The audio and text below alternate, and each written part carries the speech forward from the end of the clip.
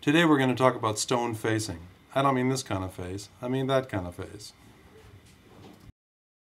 I have some concrete block here that will transfer the weight of the stone down to the footing. This is real stone, by the way. It's not cultured stone. It's from right around here. It's not really made for facing, but it's got cool fossils and it's inexpensive too.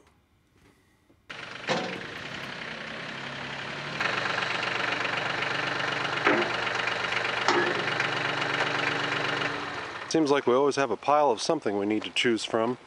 And in this case, we're going to get some nice facers from this pile of limestone. Here's a wonderful piece. Oh my gosh. Nice.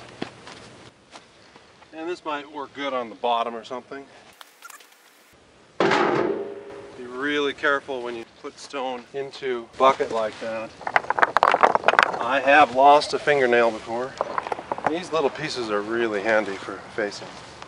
Now here's a particularly nice piece. It's solid and about the right thickness for facing. So I guess we have enough to get started.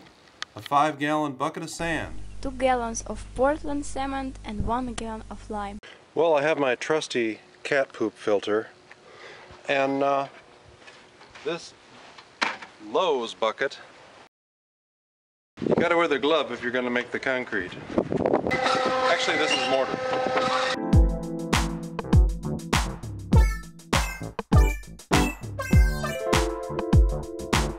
It takes about a gallon.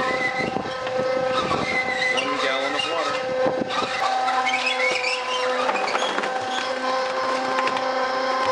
Yeah, you hear the heartbeat.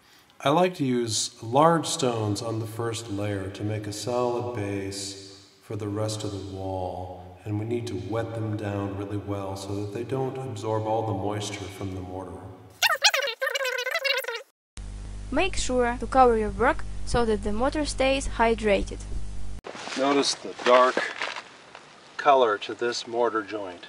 That means it's still hydrated, and if it had not been, these would really just be powder with no strength. They can still cure. Let's soak it in.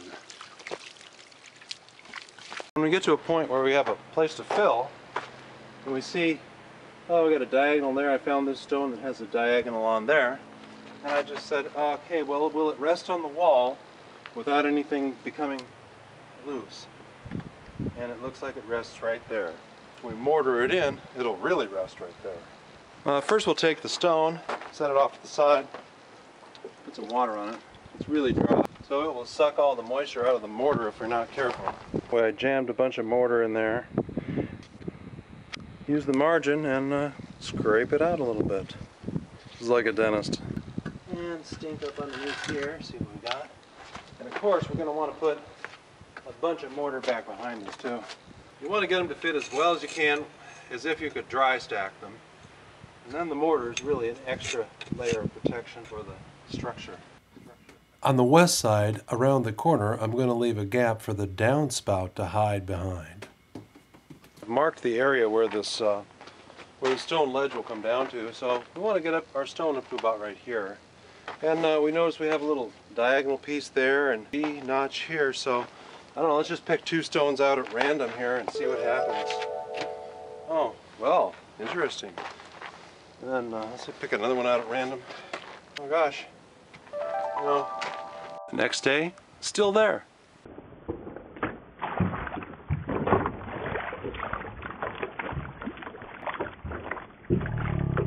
If you're wondering how to get these rounded grout joints, of course you just use the back of your finger and run it along over and over, and that will really make it a lot of nice looking grout joints there, or mortar joints.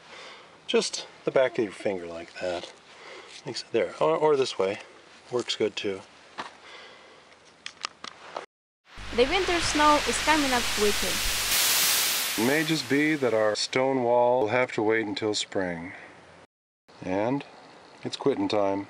Thanks for watching, and I'll see you next week.